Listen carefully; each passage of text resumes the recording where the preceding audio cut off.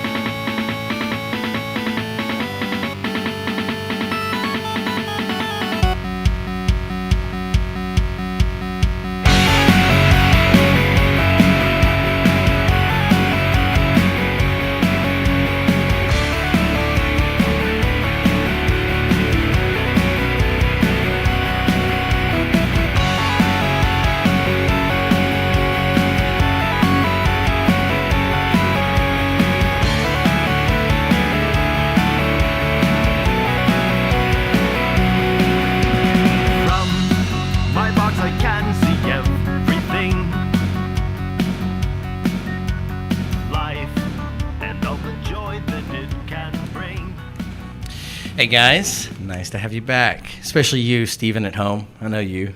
I know Steven fell. Hi, Steven. Anyway, okay, so first, I guess, anything else really interesting going on this week that we're talking about? Is anything coming up? We have the beer show, obviously, on Friday, so that's exciting. Yep. But I'm done talking about that.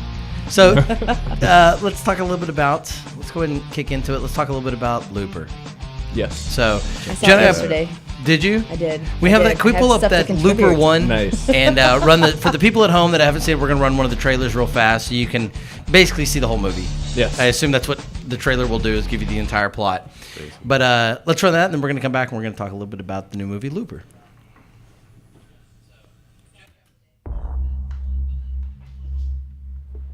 So you're me in 30 years. It's hard staring into your eyes. It's too strange. Your face looks backwards. You know what's gonna happen. You done all this already? As me? I don't want to talk about time travel. We both know how this has to go down. So why don't you do what old men do and die? Why don't you just stick your little gun out between your legs and do it? Boy.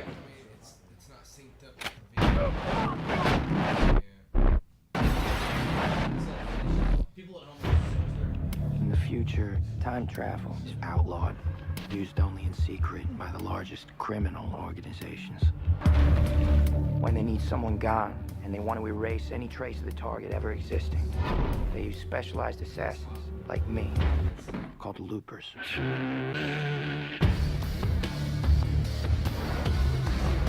You're a looper? You know what we do? And the only rule is never let your target escape, even if your target is you.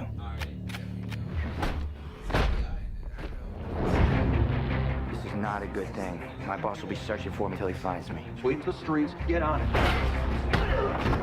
I'm gonna fix this! I'm gonna find him! I'm gonna kill him! Hunt them down. But every second that passes is bad. What's he gonna do? I'm gonna save your life. My life! Your life! I know you're not lying when you say you're gonna kill this guy. This is like a nightmare.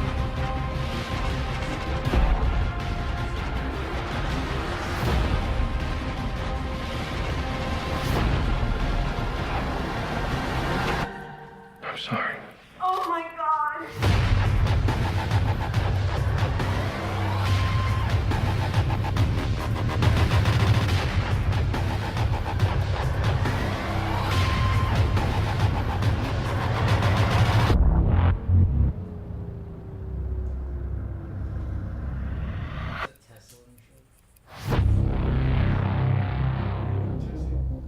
Oh yeah. God, that show's great.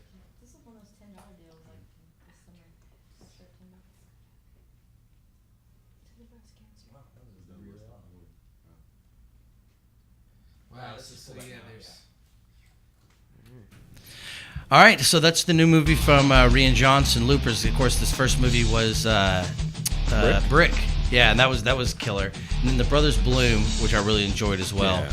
But I think for me, this is his best one. I'm a big fan of time travel movies, stuff like that. One of Yeah, my you favorite really movies is- can't go wrong with it. As long, well, you can if you really mess it up. But Well, if you like really- Crossroads and Glitter, and you're like, man, I can't wait to see that new Mariah Carey movie, and then you go see Looper, you're like, oh shit, I don't yeah, understand yeah, that. I guess that's true. It's not for everybody in that regard. That's true. But so I guess I'm going to give a little bit of information about it real fast, and I want us to kind of talk about it because I know we all had different opinions. Some of us liked it, some of us really liked it, and some of us thought it was great. So we can talk about it. But of course, obviously, Bruce Willis, Joseph Gordon-Levitt, Emily Blunt. It's a time traveling movie where And what's in the 2074. what's the kid actor's name? Because he nails it. Yeah, I didn't pull that up because I didn't care he was a kid. Oh. And he wasn't an underage girl, so I didn't care to learn his Oh, name. there you go. Yeah. But so obviously it's a time traveling movie where the time travel is outlawed, but criminal organizations use it to take care of the people they want to kill. Well, they didn't say it's outlawed. It's just super heavily regulated. Well, yeah, by the Right. government, right? So- and so somehow, of course, and so the like all mobs- things, the black market takes care of it. Yeah, and they have their own system of time traveling.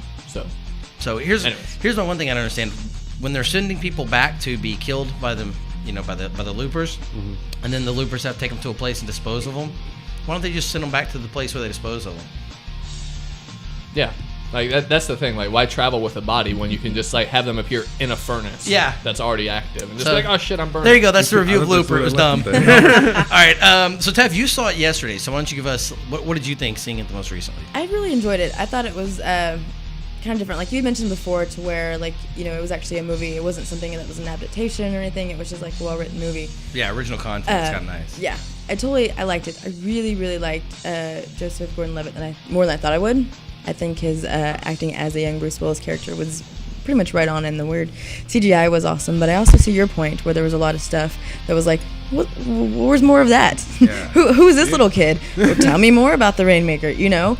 And for certain parts, it was almost like I was in like X-Men 3 when they were having that same discussion with like Jean Grey. It was like, so this is a little bit about Jean Grey's little brother for about like 5-10 minutes. Did no one else feel that? Like, I really felt like that was something that was I kind never of out saw of X3. X-Men. All right. I never saw it sober. So. Oh, Yeah. okay. Well, there's. Well, there was like this whole meeting when like both like Xavier and Magneto are like both talking to a young Jean Grey, and they're trying to like persuade her which different side, or they're having their own internal debate about, right? Did you see X3? Oh, okay. Where they're I see having what that you're internal talking debate, about, and they're yeah. going to pick her up as a young Jean. Like for a little bit, like I kind of felt like that's So they kind touched of on this kid. something you wanted them to come back to a little bit more. Yeah, exactly. It's like, well, this seems really similar to this story, so tell me how it's different, how it's not like this. Okay, for the people that particular don't, let's go ahead and tell them. The Rainmakers, the plot of the story is that Joseph Gordon-Levitt is a young Bruce Willis, both named Joe, because it'd be weird if his name changed over time. But Hey, that happens all the time. right. So Bruce, they send in the future. They catch Bruce Willis, send him back to be assassinated by his younger self, and that's unlike what I thought going into the movie. That is a normal thing. Like I thought, oh, well, it's weird. They must be wanting you. It's called closing your loop, and the way they take care of the killers is 30 years after you started, your contract's closed, and they send you back, and your younger self kills you, and then you get gold bars instead of silver. And so it's it's not an unheard of thing to close your loop. And so it's kind of something in the profession, which I thought was kind of neat, as opposed to just, oh, that was the one guy that had to do it, you know. And it deals with when Bruce Willis comes back, he has information about the future, and he's going to try to alter the past to affect the future, because essentially there's a guy called the Rainmaker who's ultra powerful, and he's going around closing all the loops and killing people and taking over the world and destroying stuff. So without giving too much away, that's the basic premise of the movie. So when we talk about the Rainmaker, we're talking about a character who is portrayed by a kid in the film who may be the Rainmaker, and they're trying to decide what to do with him before he grows up and becomes it. Because there are several kids who are an option. So now, go ahead. You were talking about. So you want to hear more about the Rainmaker? Just even more about the kid, because apparently, like, you know, when they were describing it, like, you know, the TKs, they had very little amount of power, but somehow, you know, like the mom and this boy, you know, I guess they were like maybe more so mutated to the fact where they had more power. So I would have liked to know more about him, like, you know, when were they born, where are they born, like what made these two different, or if they were just like the next level. So you're asking for a prequel already to Luther. Well, not even a prequel, and that was kind of the sad thing. I was like, I liked that it's original content. I really hope there isn't a sequel or a prequel, you know, but I felt like, you know, there could have just been just a little bit more about that. What I would like is actually more original content of just like a 1 hour movie or something that's just the rise of the Rainmaker, because it sounds like it'd be a incredibly graphic and brutal action movie that would be really entertaining. Or even just a graphic novel. Just, I would do that. I would have written a graphic novel novel called Rise of the Rainmaker that tells that alternate timeline, because the film there's I think 2 to 3 timelines that get affected. So, but I'd like to see that story of how he gets raised before it changes. I enjoyed it. I wanted more just of how he came to be. Now, there's a few little inconsistencies in the story, but one of the things I liked about it is they even have a scene in there where they almost kind of embrace the fact that if you're going to tell a time-traveling story, you're going to have a few plot flaws you got to overlook, because time travel isn't real, folks. Yeah. So it's like, you know, if you're going to watch Lord of the Rings, you kind of have to get over the fact there's elves. And they acknowledge in one scene, he's like, look, I think Bruce Willis says, we could talk all day about time traveling and the effects of it. And make diagrams out of straws. Sit here making diagrams out of straws, and we're going to get nowhere, or we can kind of kick the movie off and keep going. Yeah. And so there's a few things, but what I do like is that the rules they set for themselves in the time traveling movie, they pretty much stick to. So even though, you know, like, if you had cut off a guy's finger in the past, he should have theoretically always had that finger gone. It shouldn't just disappear. But it healed. They do, they do show that. I like that. That was a creepy ass. At least in this universe, it's an immediate effect. But then they stick to that because they use it with the plot later. So that when they establish that, it's not just, oh, that's a creepy scene. They have to use that so that later when they use that device, you're not like, well, that fucking made no sense. That came out of nowhere, you know? And I like that they set, you know, time traveling rules, and they stuck by those. You know, no matter what it was. It's like, you know, if they have ghost rules in movies or stuff like that, if you're going to set up a rule, you know, then you have to stick with it the whole time. And they were pretty consistent with that. Right. Now, because there's a couple of different parallel timelines, I think once or twice they got confused, because like you were saying, when they said a kid should have been dead, but he was alive. Tell us about that one. I mean, I think if I say too much, I might throw the spoilers in there. Like, I just ruined the movie for you. Yeah, that's the hard part, because the ending is, well, not just the ending. There's the whole plot's great, and there's parts that I wouldn't want to quite give away. Right. But I mean, I don't want to say too much. Like, there's one part. I mean, I guess at one part they find out that the kid was born at a particular time. Here's the way to get around that. Spoiler alert. Spoiler back in 1 minute. Okay. After he finds out, I mean, there's 3 kids, and he kills one, and his wife was born later, and I was like, wait, he had nothing to do with it. Why is he? I mean, there was a couple inconsistencies that you were saying, but again, it is time travel. I mean, but I did find that if you didn't think about it too much, then you'd be like, all right, fine. Right, yeah, I think you had to roll along with 90% of the premise and ignore the little things that they had to put in there. Although, I got to admit, when they had Bruce Willis kill a kid, I was like, yeah, I can't believe they just did that. I thought for sure. I was pretty surprised that they did that. Yeah, I really didn't think that would happen. And it was one of those nice things in films where you were like, good, they went there. Yeah. So many other times they would have avoided it.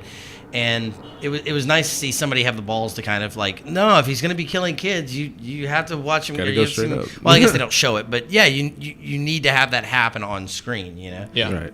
So, but obviously, I think one of my favorite parts of the film is that kind of came out of nowhere. Is there's kind of an ethical theme to the film as well. And Rian Johnson said when he kind of wrote it, he'd always thought about the idea of when people are like, well, you know, if you could go back in time and kill Hitler, and save everybody from the Holocaust, would you do it?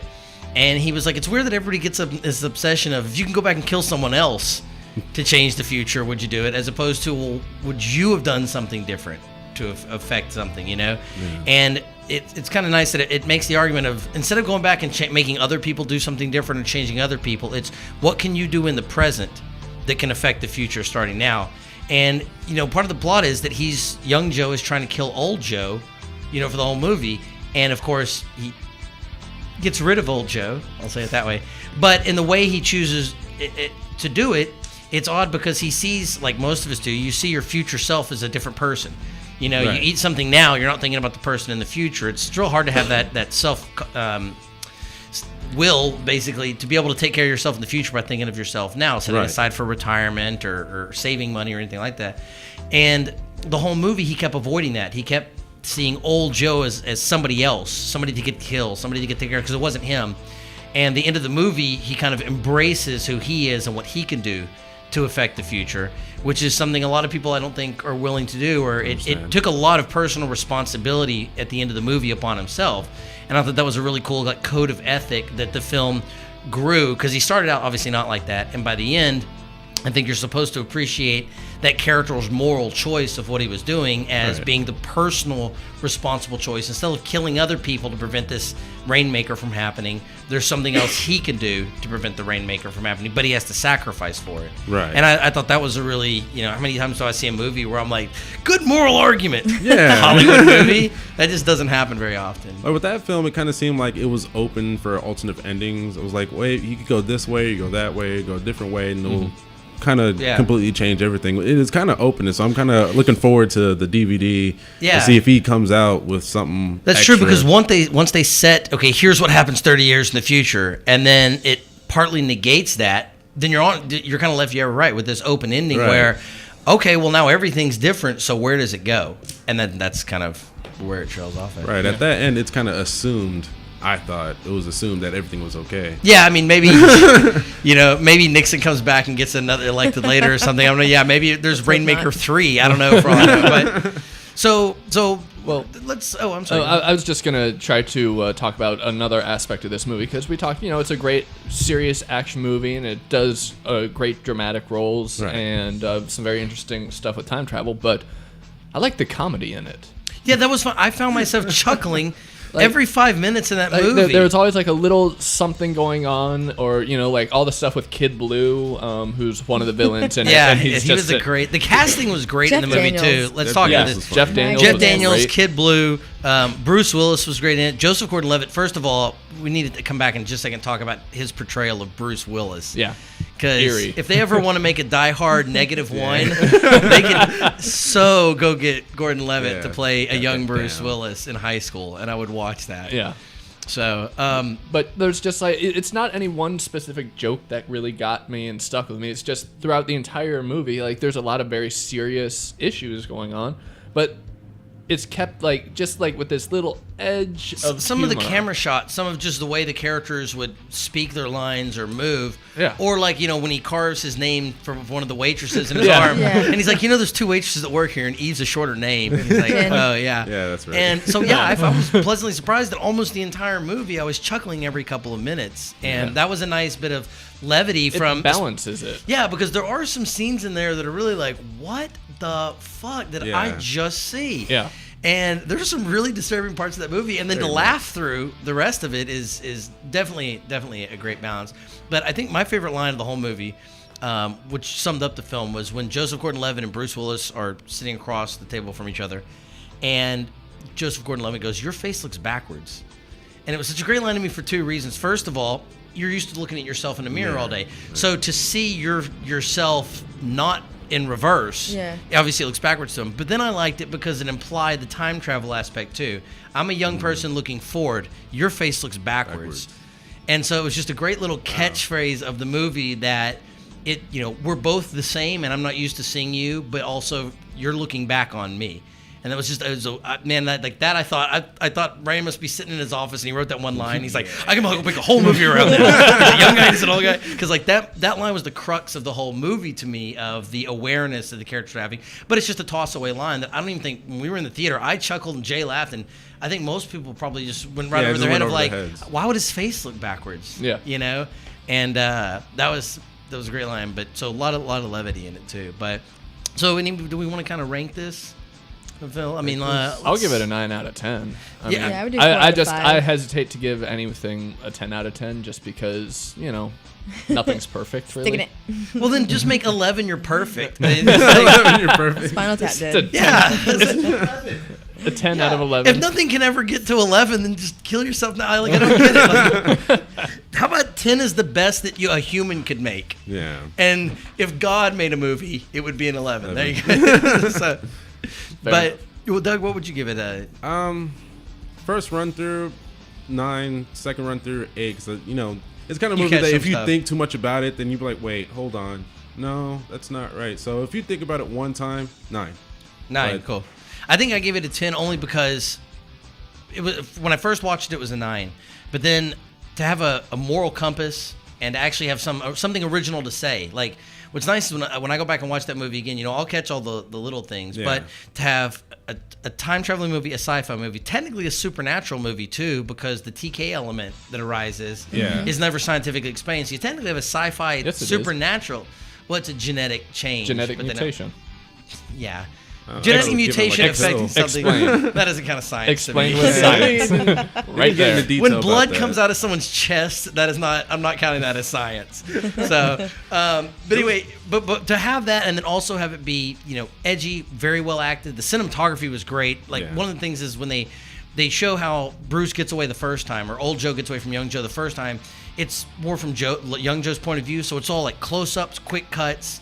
Everything happens real fast like an action movie. When they show it the second time, it's from old Joe's point of view, and it's just one giant long take from way back in the field. Yeah. So you see the same action played out. Yeah, and there's none of the slow-mo or anything right, like yeah, that. And so you get to see two ways that event was perceived. One guy who had already seen it happen, so you get a nice, clear, long, non-Ridley Scott take, and then you for the young guy who's experiencing it for the first time, you get this gladiator type in the middle of battle type thing, and like those few times they did that, I thought I just put. So for me, that and to have a morally and ethically original film too, kind of push it up to 10, because I'm saying if what humans can make, this will kind of go up there for me as far as sci-fi films go, of like Princess Bride or Shawshank Redemption or something like that. Right. When somebody says what's a good time travel movie, the first thing's gonna be Primer, and then it's gonna be Looper after that for me now.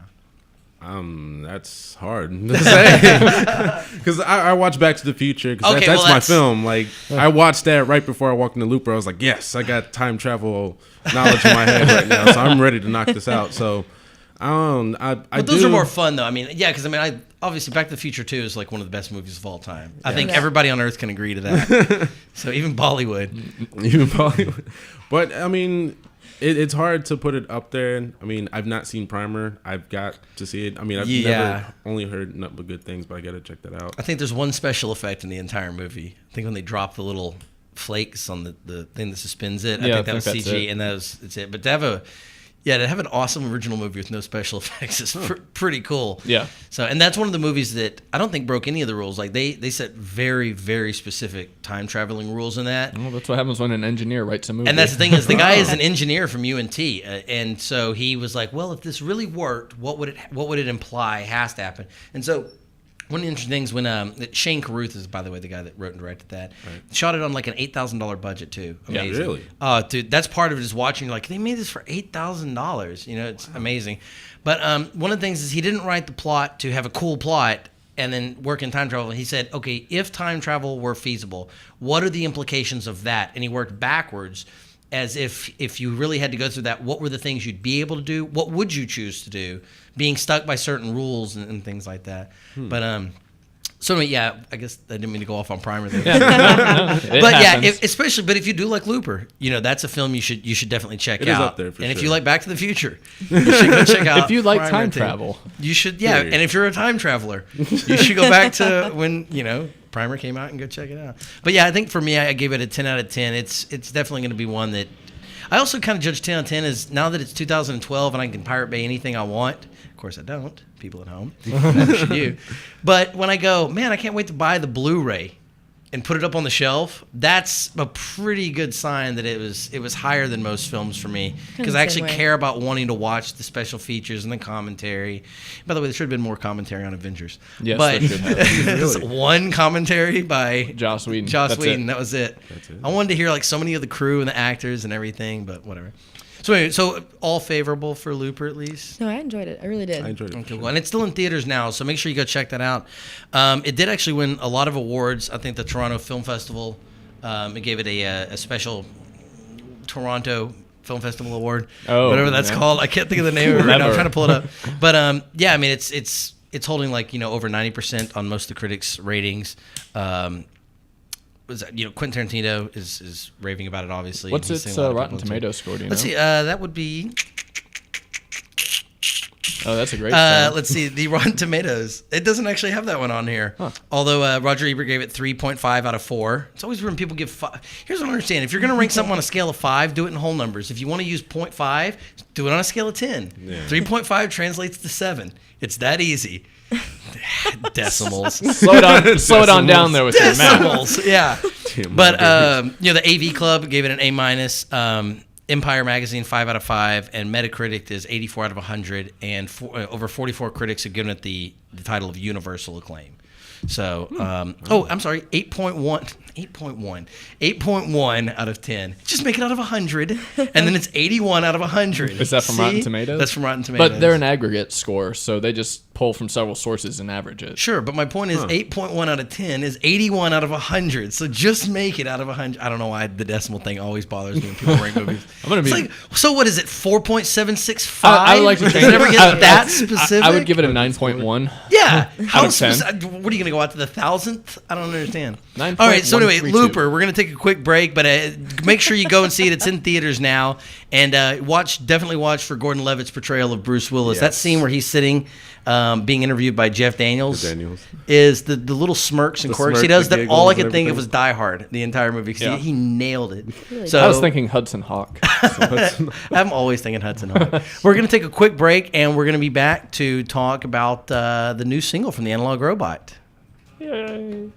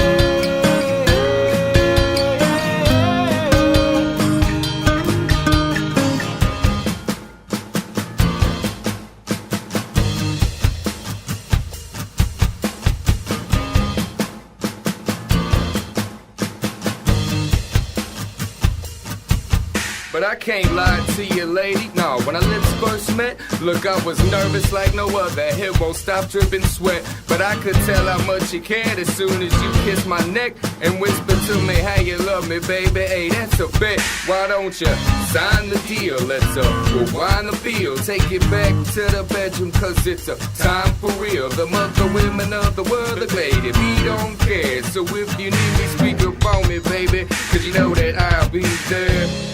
On a trip down 35.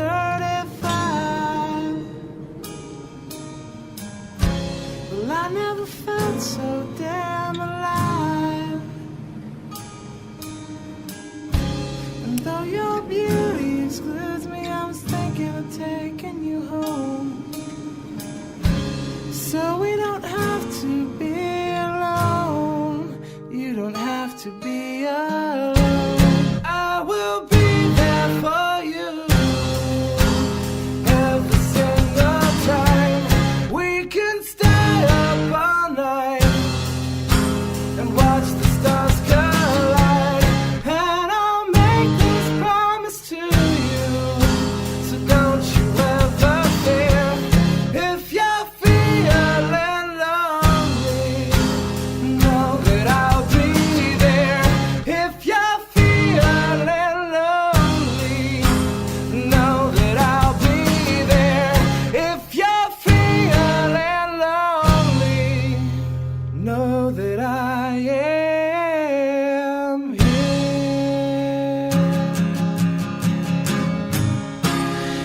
All right, hey, for the people that don't know, that was Stanton Brasher, actually one of the owners and founders of the station here. Has he got a pretty Yes, voice? the Yes, group he was does. Neck and Mom on the Line. Unfortunately, they're not together anymore, but I always tease them that, saying they need to get back together. Yeah, that They was were kind of nice. great. I'd never heard that before. So good. I'm gonna have to call up Stanton and be like, "That was a right pretty song you did there, You feller." got my pretty voice there. You got a pretty voice, Stan. Well, speaking of local music, we have in the studio one of the guys from the Analog Robot. I'm sorry, I don't know which one. I read about you guys online and in the papers, and so we found out they were in town and brought them in. And which one are you? I'm Chris. And what do you do in the band? I play guitar. Okay. And so who else is in the band? Brian Raylander. Oh, I know him. He's a great bass player. Hi, He's been Brian. local for a long time. Yeah, that's right. A good friend of yours, right? Hi, Brian. Oh, and he's a friend of mine too. I forgot about that. So that's Cuban cool. B. I call him Cuban B. Cuban B. That's right. Even though he hates it, he's still calling that. Is he Cuban Cuban? B. No, it's just from Half Baked. Yeah, okay, I was just curious if he was Yeah. actually Cuban. I don't think he is. He No, does smoke he's cigars, not though. Cuban. Could we just call him Smokey Brian then? Why don't we just say he's from Cuba from now on when people ask? Well, he had the Fidel beard going. He but, did, and I like that. Shaved that off. Yeah, unfortunately, he couldn't make it today, so. Yeah, That's a shame. He's at home with the Ebola. So, but Brian, if you're watching at home, A hello. shocking case of the And, I've got the so Ebola. is it just a duo or? I know, it's actually a trio. Oh, who's the other person in the band? This asshole I know. Oh, it's me! So, I knew I recognized that description from somewhere. So, yeah, we Chris and I, obviously, we're in the Analog Robot, and we've been playing for a couple of years together. And we finally were able to get our first radio single, whatever you want to call it, out. So it's going to debut here on the show. Of course, you'll hear it on the station, around a few other places. And starting on Monday, lucky people at home, you'll be able to buy it on iTunes and Amazon and Spotify and Google Play and all of those. So it'll be widely available in the Orient. And because the Chinese love their rock and roll. The fancy rock and roll. Yeah, they're fancy rock and roll. Dude, we're going to get big in Taiwan, I'm telling you. I'm going to hitch on the back of David Hasselhoff. I was hoping Philippines. Yeah, their lady boys are second to none over there. Oh, fuck. What was that? Oh, fuck. Outrageous. So, Knocking on America's ladyboy market. You don't even know, man. That's true. I really want to bring that market back to the U.S. because, Quit outsourcing American ladyboys. All right? Yeah, that's right. Okay, that got off. That got cut off. So tell us a little bit about Bird Not Phoenix. I'll pretend that I don't know anything about it, and you tell us about it. Well, like you were saying, it's our first single that we are releasing. Real excited about that, and yeah, great song. It's a great song. So, where did y'all record it at? Recorded Where did at, we record it at? Indian Trail Studio with Alex Gerst. Yeah, and if you remember who Alex Gerst is, or know who Alex Gerst is, or like he passed away or something, he did all the Buzz Oven CDs back in the day. Slow Roosevelt, Doosu. I mean, he's. Don't forget about Pimpedelic. Pimpedelic. That's right. I think we'd all like to forget about it. Yeah. Not everything is so great from there. But yeah, multiple award-winning Alex Gerst, and just an amazing, amazing producer. And we were lucky enough to get to work with him by giving him money. So he came along. He's like, your guys' stuff is really great, and if you want to pay me, I'd be happy to put my earplugs in and record some stuff for you guys. Push some buttons, yeah. Yeah, push some, clean up your tracks, make it sound good. Turn some knobs, probably. Mm-hmm. Yeah. So, and that's weird because the whole time he does sit there and just do this in front of you. That's really creepy. Well, in fact, I mean, the whole song was actually played on, you'll hear it, it was played on kazoo originally, and he was able to transform it into what it is now. So Right, yeah, he does whatever he does on computer, but we had 4 kazoos, and we would each play our part, and then he digitally alters them to be whatever instrument we want. You know, like if I'm like, I need a castagnette, you know, then he makes it a castagnette, yeah. So it's really cool. But no, we had an absolute blast working with him. And how's it like recording with this guy? You're doing it right now. You understand that this is being preserved for the future, right? Doing it live would actually probably be much easier, you know, than the multiple takes. So. That's curious. Do you all guys like record together? I'm sorry, I'm just curious. Like, just as a friend point of view, do you guys all like just go in there and like hear like their backtracks while you're like playing the guitar or the bass or singing? Yeah, or do you guys do it all together? No, like, everybody for this one, everybody records separately just because we had some special guests come in as well, and so it's kind of hard to get everybody there at one time. But we do try to give a sense of like unity or feeling. We do like to all get naked and stand around who's ever performing at a time. I've seen that. We do stand around them with our Johnsons out. I've seen it. So. I lived next door to it. That's right. Oh, that's right. He forgets that we used to be roommates. That's right. And she used to sit through some practices. But so yeah, no, we record separately, and it's cool. A little easier. We don't actually like being in the same room together. We really don't like each other as people. So we try to just get one person in studio a day, and then get them out of there and get the next person in. But no, Alex was freaking great, and you'll hear the song in a second. It's so weird because I can't tell them like you could hear the original version, but when you're in studio, you can make a flub occasionally, or you'll make a mistake. And Alex will. The best thing is you'll say, "Oh wait, can I go back and hear that again?" There's something wrong there, and he'll be like, okay, yeah, we can hear that again. He'll play it back, and there's nothing there. And you're like, oh, I guess I just imagined it. Meanwhile, he's like fixed whatever it was, and he's just unbelievably like on the fly. So also, if you're a local Dallas fan, you want a great place to go record. I mean, look up Indian Trail Studios. Google those guys. Yeah, definitely. I mean, it's just you can't work with anybody better. Great studio, great guys to work with. And amazing equipment. I got to sing into the microphone, the actual microphone that Michael Jackson sung Billie Jean on. Nice. The actual microphone. I got to sing into that. So Billie Jean and Thriller, I think. Yeah. So and it's never been washed, right? No. So I could smell little bits of MJ on it, and the future will have both of us on there. It'll be, man, that's the same microphone that they sung "Bird Not Phoenix" and What Thriller. does MJ's microphone smell like? White more than anything else. So little children. Is that a bit better? So, well, I'll tell you what, Jedi, do we have that ready to go? We're working on the music video right now, so that's very exciting. And but for today, I just threw up the album cover. Okay, right on. We're gonna be running that. And it's the single is gonna be available. It's not a full album. 2012. We don't want to do full albums, so we're releasing the single about every 3 to 6 months. We'll be releasing a new single. So this is "Bird Not Phoenix" by the Analog Robot.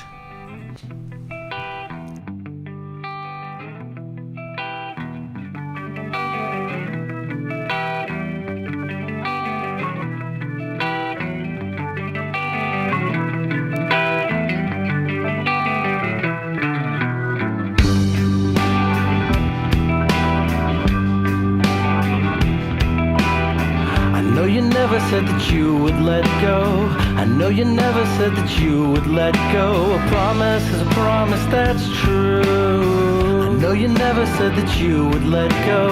I know you never said that you would let go. But here and now I'm talking down to you. Here and now I'm looking down on you. I know you never said that you would let go. I know you never said that you would let go. But oftentimes the hardest thing to do is tell the truth. When a king can swing just easily from a noose as you, and I don't feel like story coming after the blue. Oh, coming after the blue. So don't it feel like story coming after the blue?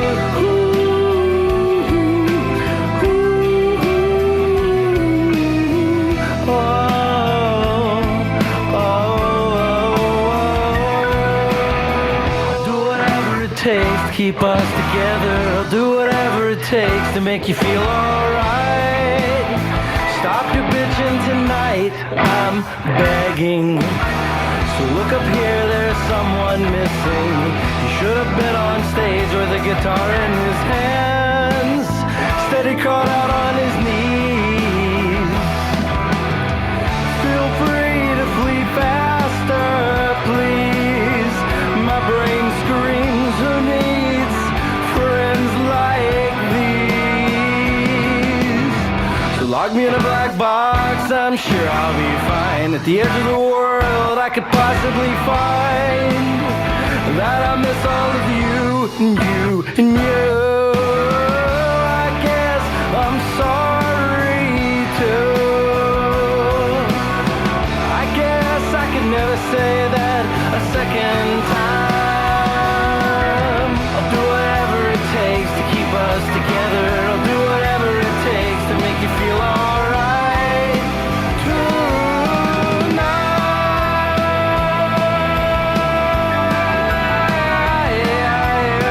I know you never said that you would let go.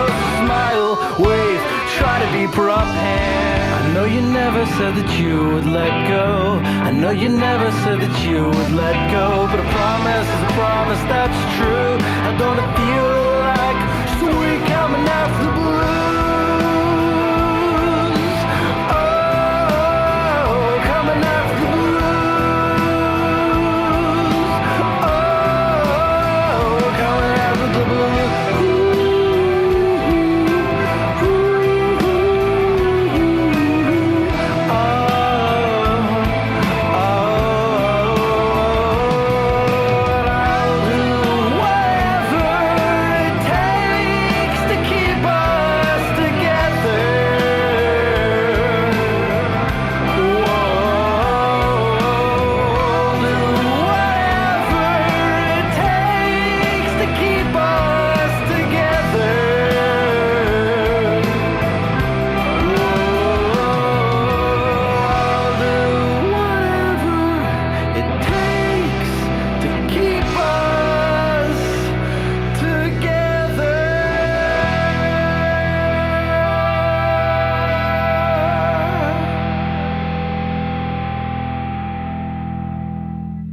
All right, so that was Bird Not Phoenix, our new song coming out. So It's pretty good. Did you like First it? time here today. Really? Oh, that's right. Jay, the other guy, has heard everything I've ever done. He when I'm editing it, he's stuck in his other room hearing a da da da da da Over da da da da da and da da da da as I like get one little line. So yeah, so I'm really excited to do the music video. If anybody out there wants to help us out, we've got the equipment, but we want a lot of people in the video. So anybody out there that liked the song that wants to be in the music video, we're going to try to talk to MTV and try to get it on the air. I hear that they do music videos. Sometimes. So, Did they go back to doing that now? no, of course they're not playing music videos. Music. TV, television. You could get it onto MTV too. They don't play music Even then, either. they play videos Maybe from like VH1 for a Classic. half hour from 2:30 to 3 o'clock in the morning, and that's Oh. about it. Yeah, dude. Oh, it's maybe on ridiculous. History Channel now. Hey, look who's here. But okay, well that's cool. So Chris, thanks for coming on the show. Yeah. I'm really excited. Make sure on Monday you check that out. Like I said, iTunes, Amazon, Google Play, all that's going to be available starting Monday. So just That's exciting. search the Analog Robot or Yes, Bird it Not is. Phoenix. But we're going to take a quick break and we're going to come back and we're going to do a quick performance that was by Taff and Doug over this last weekend. I can't wait to see this. Yeah, that's gonna be. So you're watching the Yeah. DELoL show. We'll be right back. Interesting.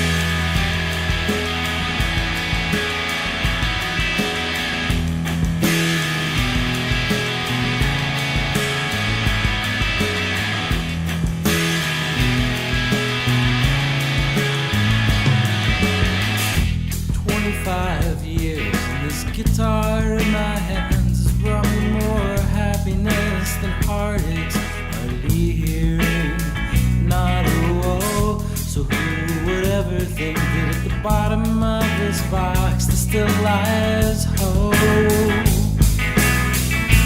What not me? I sold my soul. I sold my soul so long ago. I sold my soul. I sold my soul so long ago.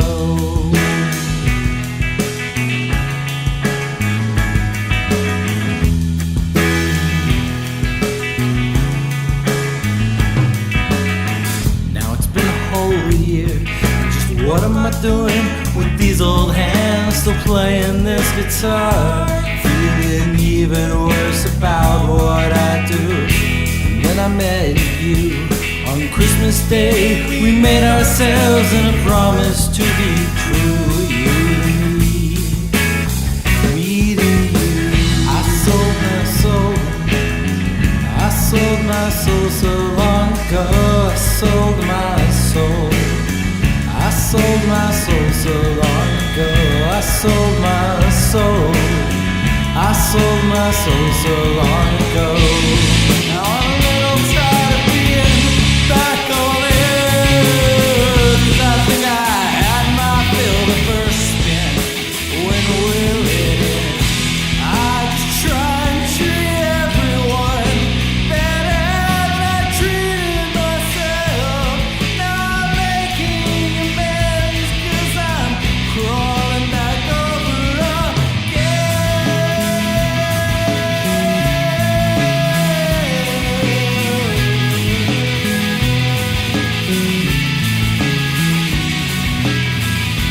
Put everything, let the smile from your lips make me smile. Put everything, let the slightest of your glance would make me smile. Still put everything, the soft spoken words that makes me smile. Put everything that I had ever smiled again. Not me, all these days. This guitar in my hands brought me more happiness than heartaches. I break not a woe, so whatever the bottom of this box still lies down in my time. I sold my soul. Let me go. Let me go.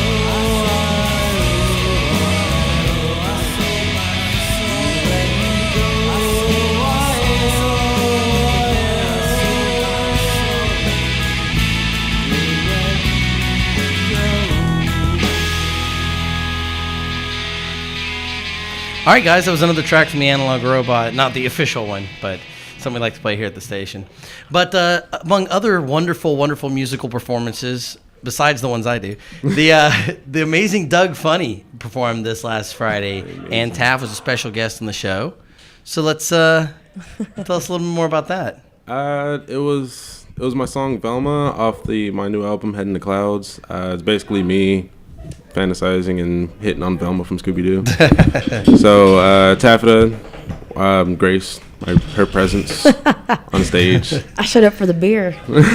And what did you think? Did you make an ass of yourself? Probably. Like usual, It or? was fun. That's pretty much all I do. I think I have that's a good all it really time. comes for. You didn't make an ass of yourself. So, Everyone loved it. Everyone loved it. So you'll have a video for us? Yes. I haven't seen it, so we'll see. Have you not? I'm Yeah, I wanna excited see to this see it too. So, well, here's Doug Funny performing Velma, right, Yes. with the amazing Taffeta Darling on stage making a fool of herself. All right, I'm gonna have to move to see this. I didn't think that if he showed up, people would show up. Like, especially you being here. But I do have a confession. Looks like you're finding clues on me. Kinda glad pretty bullets in the groups of three, 'cause now I can say how I actually feel. All the places we would go with you were actually real. But first time when I saw you so distinctly, first time that came to mind was OMG, simply beautiful. Let me have this man finding guilty and innocent with your benevolence on dirt, on love, on top like a centerfold. Looking for a princess queen on the battlefield. Really? Just wanted to meet you. I'm the villain in this episode. So, you're intelligent too, and they all look at you when they don't have a clue. And know the theory was solved by the puppets Scooby-Doo when they wouldn't figure League, I don't want to talk to you. Six League, I don't want to be with you. Mrs. Six League, you just taking my mind and go ahead and find clues with your fine book.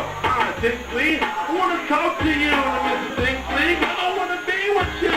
Mrs. Six League, you just taking my mind and go ahead and find clues with your fine book. I was told that I was in need of some sort of servicing for a mystery involving a headless specter, but what I think you're really needing is maybe a good box. If I'm coming on a bit strong and a lot of information to grasp on all in one song, my friends, that's why. I better petition chicken, that's the licking twist, I'm thinking that's ridiculous shit. I don't think you ever found us too compatible, ever found a dude that would do something to rest on you. Even if it reads more than the most, I don't want to take long to find ghost, coast to coast things. How do it be with me? But wait, why's your ID say Linda Cardellini? Really, I think it's a really good question to ask. But every time I lose the glasses, I'm looking at your ass. Shit, wait, did I say that out loud? So damn, trying to tell me overthinking it loud. What did you say? Wanna go and give me a shot? Cause I can do more for you with just liking you a lot. So Mrs. Tinsley, wanna talk to you, the Mrs. Tinsley. Wanna be with you, the Mrs. Tinsley. You can take my mind and go ahead and find a clues with your fine book. I wanna talk to you, the Mrs. Tinsley. I don't wanna be with you, the Mrs. Tinsley. You can take my mind, go ahead and find a clues with your fine book. This may seem totally illogical and purposeless, but would you like to come back and take a look at my filtration center for my new fluoride developer? Yeah. All right. We gotta get our headquarters. Let's meet up in the mystery van later and we'll talk about it. What about the game? Welcome. Whoa. That's what we call in the industry technical terms that I haven't learned yet. So Smooth. So yeah. All right. Well, that was very nice. Let's give a round of applause. Yeah, both of you. A round of applause. Oh, give him a hand. For Taffeta. And Doug did all right. And Doug did all right on that too. Yeah, it He was had some fun. words It was to say. definitely fun. So when's the next time you're performing, Doug? Oh, next time I'm performing is with Megaran at in Austin, and then the day after in Dallas in When? the 17th. No. 15th is Austin, 16th is Dallas. Okay. The double wide. 17th is Fort Worth. Very nice. So Just we'll down the also, street from and we'll here. be out there for the double wide performance. So if you Yeah, want to come and say absolutely. hello They to don't any come of to us, Fort Worth. or Doug. Or if you I want to don't like blame- I don't throw blame. insults at us, or Yeah, if you want to come and hate on us, that's fine too. Ratings are ratings. It doesn't matter if you're watching because you hate the show or no you like such the thing show. as bad press. That's right. That's exactly right. So, well, guys, we want to say thank you. Next week on the show, we're going to have the band Onward We March, and they're really talented. Tell us a little bit about them, Jay. You've seen them a couple times. Onward We March. It's a heavy metal band, and yeah, their shows rock. They're pretty fucking nuts. So if you like metal, then you should definitely check this out. They're having their album released later this month. I think it's a week after. So yeah, 2 weeks from now, I believe. Is Yeah, their I think we're first having them album in for their release. album release. That's going to be So really exciting. they'll probably have an announcement about where they're going to be releasing that at in their show and where that all is going to be. It's been kind of up in the air. It was originally going to be at the Boiler Room, and then the assholes who were headlining it were signed. They're a signed band, and so they kicked everybody else off the bill and said we're not going to play unless we get to choose who plays with us. And so they Typical Dallas artist. Yeah. so like they got signed and decided they're like the most important people ever, and just kicked all these other bands who were like in the exact same place this band was a year ago. And they're like, nope, fuck them, fuck everybody else. We're signed, do what we say. Head blew up. Yeah, pretty much. So we'll talk to them a little bit about that. But the band Onward We March next Sunday, and that's the 11th. The 18th, the week after that, we're doing our 2-hour live broadcast from the Froggy's Toy Store, Froggy's 5 and 10 on Knox Henderson. If you've never been in there, it is like retro toys. I mean, they've got modern toys now, but everything from costumes and board games and those little Tinker toys, but they have candy. Cigarettes. They have candy cigarettes you can I get used to work there. And I did forget that. It's like everything we talk about on the show. You Taffeta's used to like, work I there? used to know somebody, or I used to work there. I need to get this voice condition looked at. I need to go get that. Yeah. But, That was one of my first jobs when I moved out to Dallas. Wow. In like She used to be the voice of the 2001. frog from Froggies. Oh. Yeah. Come to Froggies. Michigan J Frog impersonator. So, but yeah, I mean, it's if you haven't been there, go ahead and stop in. You got 2 weeks. We're going to be broadcasting. We're going to be trying out all their toys and rating them. And I have a special surprise. My favorite little toy they have there. I play with every time I go in. Is they have this alligator with a row of teeth, and you have to push down a tooth at a time. and sometimes nothing happens, and then sometimes snap. So I'm gonna get 2 hours of that. I'm gonna get that for the show because we're gonna start having punishments for people that don't do stuff on the show. But anytime somebody does something silly, you're gonna have to push a tooth on the alligator on the show. Well, But, I think 3 weeks we should, and the week after the Froggy's toy store, we should try to shoot at an adult toy store. That's gonna be I've even worked at one of funner. those too. See, I told you. It doesn't matter. Surprise. She was on cleanup crew. So Sticky mop. So next week, of course, Onward We March. The week after that, the 2-hour live broadcast from Froggy's down on Knox Henderson. It's going to be really exciting. I love the guys there, and we're really excited to be in there. Well, that's another fine episode, the DELoL show being brought to the end. I'd like to say a little word about our sponsors. Fuck those people. We don't have any. We need sponsors. So can we get some, please? People at home, do your part. Doug Funny, thanks for coming in and helping us out today. We really appreciate it. You're always a kind of a pleasure. Oh. Thank you, going very professional. I'm gonna beat my microphone up. I like you so much. But everybody says that we need to kind of, the show is every time I talk to people, they're like, your show is so funny, it's so amazing, it's so just awesomely hilarious. Can't you show a little bit of something to balance that out? Because sometimes I'm hurting so much from laughing. So today we have the footage of the Russian bear attack that just recently happened. Now it's a little, the bear does fully go for the guy. Yeah. So it's I was a little shocked to see it, but we're going to run that to kind of sour the sweet. So thanks for watching the DELoL show. Like always, I've been great. These guys have been pretty good too. And you're welcome. Oh, wow. So here's pretty good. That's better than we've been before. Here's the footage of the Russian bear attack. See you next week, guys.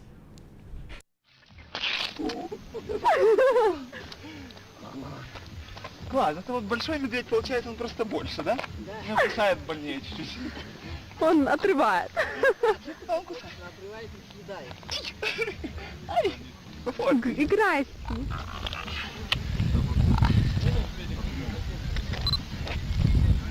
Красавец. А ну давай еще. Сейчас я бегу, как он схватил меня. Как он бежит, говорит.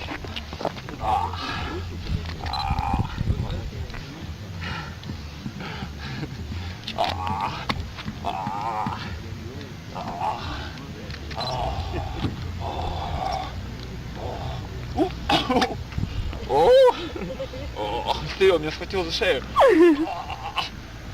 Ай. Его туда не кусай. Сейчас, малыш, сейчас, подожди, на сынку нельзя.